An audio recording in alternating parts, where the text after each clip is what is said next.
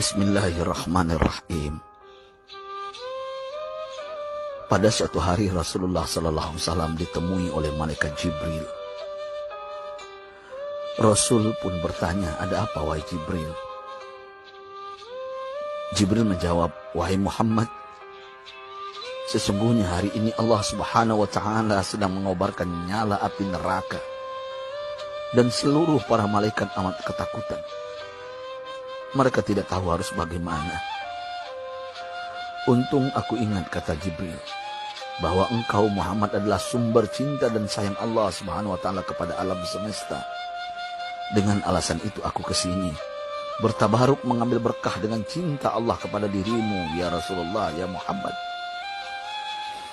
Rasulullah terdiam beberapa saat, kemudian bertanya lagi, "Wahai Jibril, ceritakan padaku bagaimana neraka itu sesungguhnya."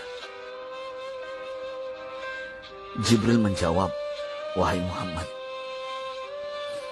neraka itu bagaikan lubang-lubang yang terdiri dari 7 tingkat. Jarak antara satu lubang dengan yang lain ialah perjalanan 70 tahun. Lubang paling bawah adalah lubang yang paling panas." Nabi SAW meneruskan pertanyaannya, "Lalu siapakah penghuni lubang-lubang neraka itu wahai Jibril? Sampaikan kepadaku Jibril." Jibril menjawab, "Lubang yang paling bawah diciptakan untuk orang-orang munafik. Lubang yang berikutnya untuk penyembah berhala. Lalu untuk penyembah bintang dan matahari." Jibril terus menerangkan penghuni tingkatan neraka hingga lubang yang kelima, tempat umat Yahudi, dan yang keenam dihuni oleh umat Nasrani. Setelah menjelaskan penghuni 6 tingkatan neraka, Jibril diam cukup lama. Rasulullah SAW penasaran dan bertanya kepada Jibril, "Wahai Jibril, siapakah penghuni neraka yang ketujuh?" Jibril diam saja tidak menjawab. Rasulullah SAW mengulangi pertanyaannya, tapi Jibril tetap diam. Rasulullah tambah penasaran dan mendesak Jibril agar dijawab pertanyaannya.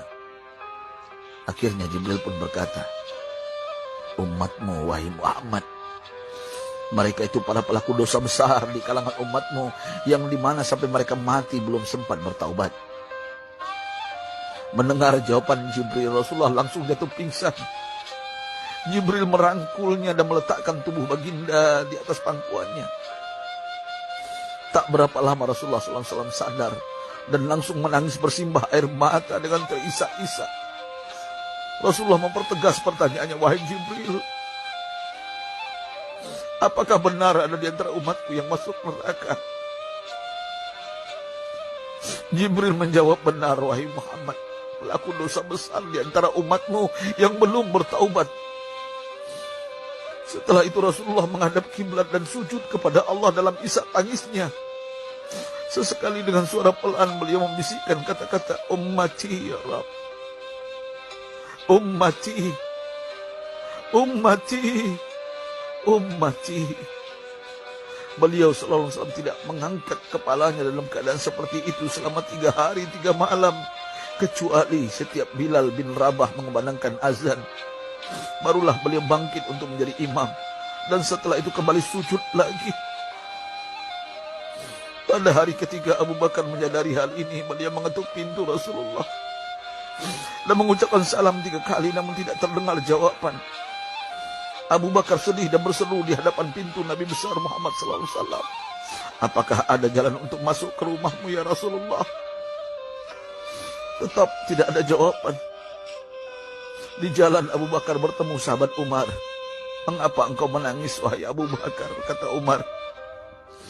Abu Bakar menceritakan keadaan Rasulullah SAW. Maka Umar pun melangkah menuju rumah Rasulullah dan terjadilah hal yang sama. Umar pun pulang dan menangis. Di jalan Umar bertemu sahabat Salman Al-Farisi. Dengan terisak Umar bercerita kepada Salman hingga membuat dia amat sedih, namun tidak berani mengulangi hal yang sama. Salman melangkah menuju rumah Fatimah radhiyallahu anha dan menceritakan hal itu. Setengah berlari Fatimah menuju rumah ayah tercinta dan mengetuk pintu sambil mengucapkan salam. Mendengar suara lembut putri tercinta, sejuklah dada Rasulullah.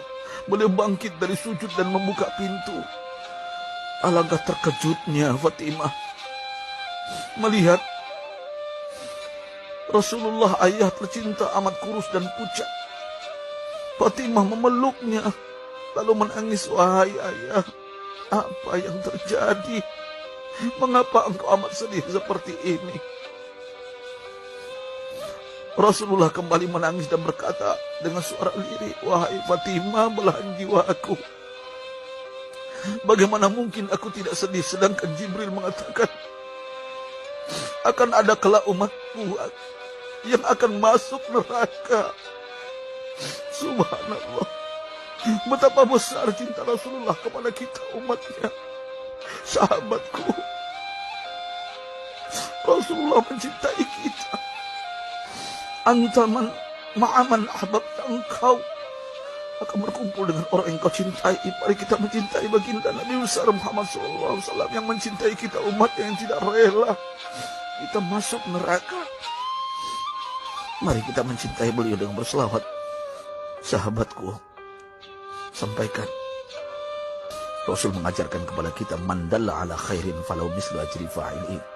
Siapa yang menunjukkan kepada kebaikan, maka dia akan mendapatkan pahala seperti orang yang mengerjakannya. Mudah-mudahan